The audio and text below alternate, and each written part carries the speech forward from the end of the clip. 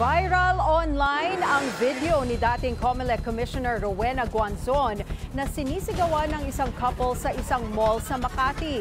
Base sa online post ni Guanzon, sinabihan daw siya ng umano'y Chinese na umalis para hindi makahawa matapos siyang umubo. Rinig sa video ang tila paninigaw ni Guanzon sa couple at pagkutsa nitong hindi raw ito nakasuot ng luxury items. You don't go out to the mall! Why are you here with your shit? Who is this man? He's your husband? Why did you tell me to the Ito Ramos! Mga pobre! Hindi ka nga naka-Rolex! Hindi ka nga naka-Gucci! Ako ba pinili mo? No, I want your name! Get his name!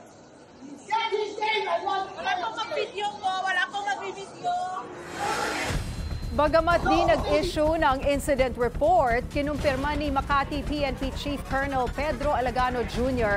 na naghain ng kasong unjust vexation si Guanzon laban sa kanyang nakasagutan. Ayon sa kapulisan, di nila pwedeng isapubliko ang reklamo bilang right to privacy. Tumanggi rin ang Rockwell na magbigay ng pahayag, kopya ng incident report at CCTV footage ng pangyayari dahil confidential daw ito. Una nang kinilala ni Guanzon bilang alias Chong ang kanyang nakaalitan. Sinusubukan pa ng Billionaire News Channel maabot ang linya ng nasabing couple.